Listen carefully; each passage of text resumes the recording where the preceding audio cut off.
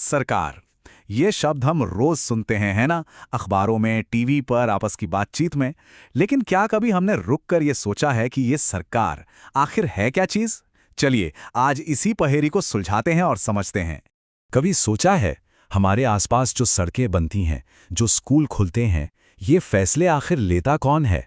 ये एक ऐसा सवाल है जो हम सब की जिंदगी से सीधे सीधे जुड़ा हुआ है। या फिर ये सोचिए, जब बाजार में प्याज के दाम आसमान छूने लगते हैं तो कौन दखल देता है ताकि कीमतें कंट्रोल में आ सकें? ये सब वो फैसले हैं जिनका असर हमारी रोज की जिंदगी पर पड़ता है। इन सभी सवालों का जवाब ना एक ही शब्द में छिपा है, सरकार। ये अखबार की सुर्खियां देखिए, ये दिखाती हैं कि सरकार के फैसले कितने बड़े लेवल पर होते हैं, बाढ़ पीड़ितों की मदद से लेकर प्याज के दाम तय करने तक। पर सवाल वही है, ये सरकार असल में है क्या? तो चलिए अब इस मामले की गहराई में उतरते हैं और सबसे पहले ये समझने की कोशिश करते हैं कि सरकार की परिभाषा क्या है। मतलब सरकार कहते किसे हैं?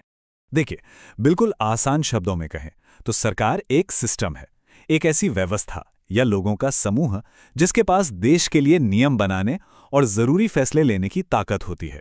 और ये सब क्यों किया जाता है? ताकि सब लोग एक साथ मिलकर रह सकें और देश तरक्की कर सके। ठीक है, तो ये तो समझ आ गया कि सरकार क्या है, पर सवाल ये है कि ये करती क्या क्या है।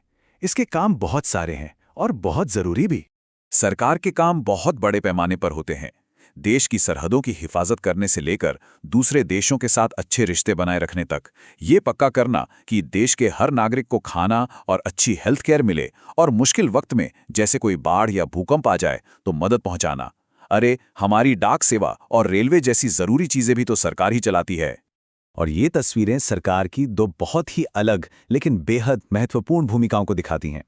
एक तरफ है सुप्रीम कोर्ट, जो इंसाफ का प्रतीक है, और दूसरी तरफ है भारतीय रेलवे, जो पूरे देश को जोड़ती है, एक तरह से देश की लाइफलाइन है।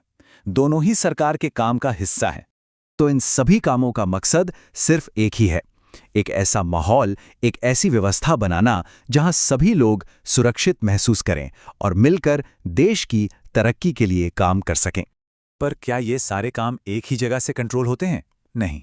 असल में सरकार अलग अलग लेवल्स पर काम करती है ताकि देश का सिस्टम स्मूथली चल सके। देखिए, इसके 3 लेवल होते हैं। सबसे ऊपर है नेशनल लेवल की सरकार, जो पूरे देश से जुड़े मामलों पर फैसले लेती है। फिर आता है स्टेट लेवल, जैसे कि हरियाणा या असम की सरकार, जो अपने अपने राज्य के मामले देखती है। और सबसे जमीनी स्तर पर होती है लोकल सरकार, जो हमारे गांव, शहर या मोहल्ले की समस्याओं को हल करती है। अब आते हैं सबसे दिलचस्प सवाल पर, सरकार के पास ये सब करने की जो पावर है, ये शक्ति आखिर आती कहां से है? मतलब कौन है जो सरकार को ये अधिकार देता है कि वो नियम बनाए और हम सब पर उन्हें लागू भी करे? इसी सवाल का जवाब ये तय करता है कि किसी देश में सरकार किस तरह की है। तो देखिए, ये पावर मिलने के 2 मुख्य तरीके होते हैं।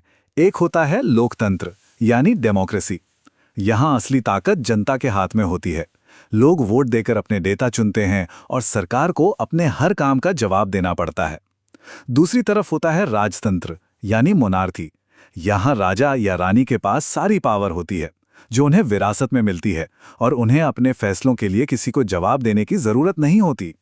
तो चलिए लोकतंत्र पर थोड़ा और फोकस करते हैं, क्योंकि इसमें नागरिकों का यानी हम लोगों का रोल बहुत अहम हो जाता है।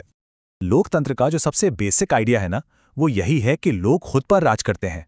वो सीधे तौर पर या फिर अपने चुने हुए लोगों के जरिए नियम बनाने की पूरी प्रक्रिया का हिस्सा बनते हैं। अब आज के जमाने में ज्यादातर देशों में रिप्रेजेंटेटिव डेमोक्रेसी चलती है। इसका मतलब क्या है? इसका मतलब यह है कि हम सब मिलकर सीधे कानून नहीं बनाते, बल्कि हम चुनाव में वोट देकर अपने प्रतिनिधि चुनते हैं और वो हमारी तरफ से संसद या विधानसभा में जाकर फैसले लेते हैं। लेकिन सवाल यह है कि लोकतंत्र में नागरिक सरकार को जवाबदेह कैसे बनाते हैं? एक बहुत ताकतवर तरीका है आलोचना। जैसा कि मशहूर कार्टूनिस्ट R.K. लक्ष्मण ने कहा था कि एक कार्टूनिस्ट का काम ही यही है कि वो कार्टून के जरिए नेताओं की गलतियों को सबके सामने लाए। और ये वाकई में कितनी कमाल की बात है कि एक छोटा सा कार्टून भी कितनी बड़ी बात कह जाता है। ये दिखाता है कि एक लोकतंत्र में अपनी आवाज उठाना और सवाल पूछना कितना जरूरी है। सवाल पूछने के अलावा एक और रास्ता भी है। अगर किसी को लगे कि कोई कानून ठीक से लागू नहीं हो रहा है या उनके साथ कुछ गलत हुआ है, तो उसके पास अदालत जाने का भी हक है। तो हमने सरकार के काम, उसके लेवल और उसके प्रकार सबको समझा। अब ये सब जानने के बाद एक सवाल दिमाग में आता है, अगर लोकतंत्र की असली ताकत लोग ही हैं, तो फिर एक डेमोक्रेसी में सबसे जरूरी काम आखिर किसका होता है? सोचिएगा इस बारे में।